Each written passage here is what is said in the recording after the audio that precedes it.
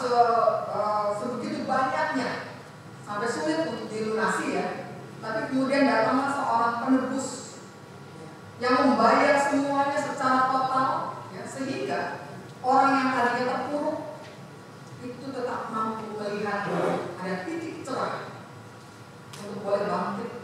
Dan bahkan seperti Ayub ataupun juga Sara, orang-orang inilah yang justru dipakai Tuhan menjadi kesaksian-kesaksian hidup dalam perjalanan hidup manusia. Dan hal ini juga sebenarnya yang diungkapkan oleh Yesus ketika menghadapi pertanyaan orang-orang Saduki. Dalam Lukas 20 ayat 38, Yesus mengatakan Dia bukan Allah orang mati, melainkan Allah orang hidup. Sebab di hadapan Dia semua orang hidup. Coba perhatikan yang kalimat ini. Dia bukan Allah orang mati, melainkan Allah orang hidup. Sebab di hadapan Dia ya, semua orang hidup. Jadi artinya firman Tuhan memberi jaminan pada saudara dan saya dalam situasi yang terpuruk sekalipun, yang sepertinya tidak ada jalan keluar. Mari lakukan lompatan iman. Mari melihat pada Kristus Sang Penebus. Karena di hadapan Kristus itulah siapapun juga yang dalam keadaan terpuruk dan bahkan hampir mati, bahkan sampai mati sekalipun, dia akan tetap hidup. Kalau orang-orang Saduki memahaminya berbeda, saudara. Apa yang dinyatakan Yesus itu jadi olok-olokan, gitu ya, ejekan. Dengan pertanyaan tentang seorang istri yang menikah dengan seorang suami, lalu suaminya menikah sampai suami ke-7, gitu ya. Lalu ditanyakan, apakah nanti pada waktu kebangkitan yang mana? Artinya dari 7 orang itu yang bangkit. Pertanyaan itu sebenarnya bukan pertanyaan serius, ingin bertanya, ingin tahu, gitu ya, ingin mendalami imannya. Tapi pertanyaan ejekan, mau mengatakan, coba lihat, adakah di Taurat seperti itu pernyataan tentang kebangkitan itu?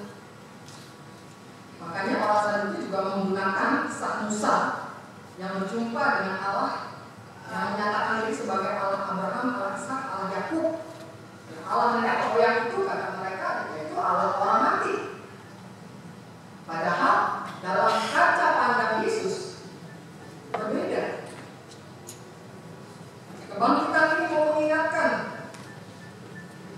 kepada orang-orang Yahudi pada waktu itu. Yesus memberikan sebenarnya 2 pengertian. Pengertian yang pertama sebenarnya Dia mengecam dan menolak bermacam-macam hayalan berhubungan dengan kebangkitan sebagaimana lazimnya.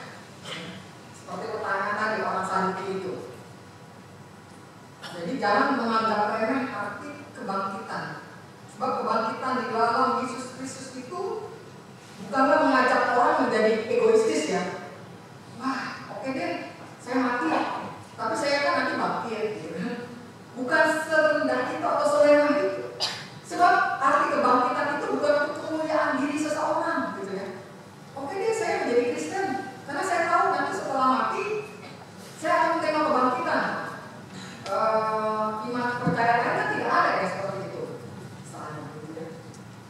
Bukan itu, bukan untuk ego kita.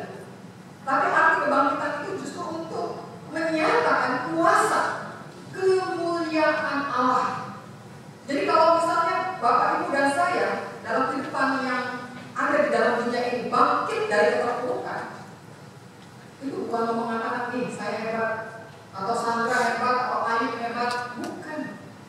Tapi di balik pergumulan setiap orang percaya sampai di titik terpuruk lalu mereka bisa lompat, mengalami lompatan iman, disitulah kemuliaan Tuhan dinyatakan.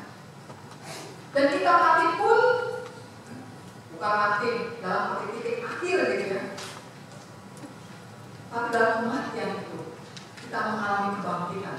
Dan kebangkitan itu bukan ego kita, tapi untuk kemuliaan Tuhan. Itu yang pertama. Lalu yang kedua,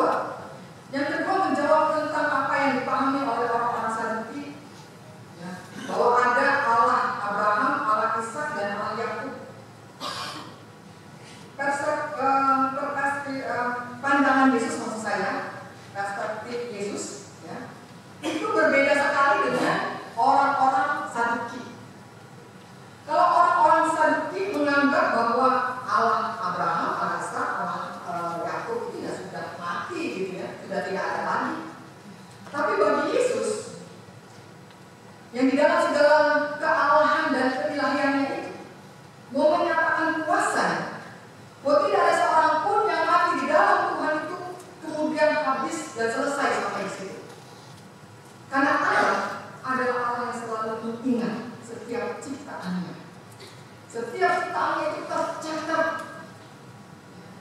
Seperti nanti nama-nama ini disebutkan satu persatu, ada 18 orang ya yang mau pengakuan percaya sekarang.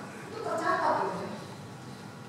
Walaupun jumlah yang namanya manusia itu begitu banyak, tapi di dalam Tuhan tidak ada satupun yang akan terlupakan. Dan karena itulah saudara, kita harus belajar bagaimana memiliki iman. Iman yang sungguh-sungguh didasarkan pada satu keyakinan bahwa Yesuslah Sang Penebus kehidupan kita.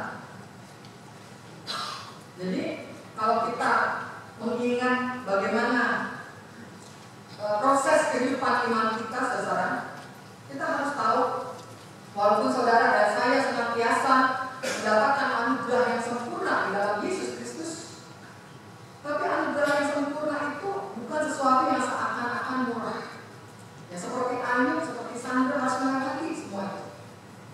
Tapi juga menarik apa yang pernah dikatakan oleh Bonhoeffer, ya. Ketika dia sebagai seorang Kristen menghadapi waktu itu kekejaman Hitler, dan ketika terjadi satu huru hara pada tanggal 10 November 1938, itu ada puncak kerusakan besar-besaran mengikut Nazi kepada orang-orang Yahudi. Dan di saat itulah saudara gereja terpecah.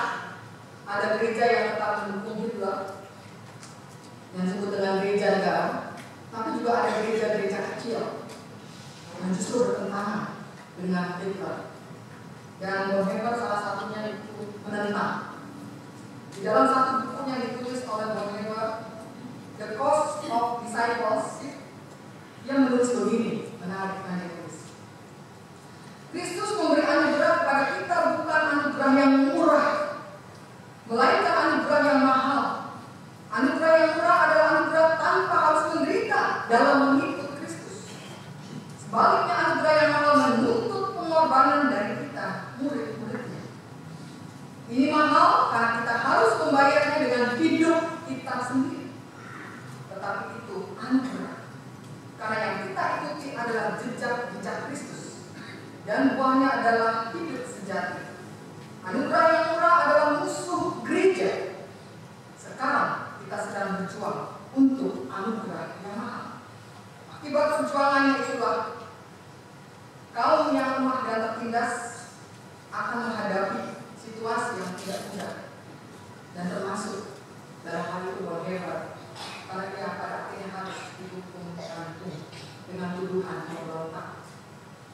Tapi disinilah kita melihat secara, saya yakin ya dalam kematian Bonhoeffer itu dia tidak lagi menghitung seberapa ngeri dan takutnya kematian, sebab dia tahu penebus dia adalah penebus yang hidup, yang tidak hanya memberikan hidup yang sementara di dalam dunia ini saja, tetapi juga Yesus yang hidup, Kristus yang hidup untuk memberikan kehidupan yang kekal.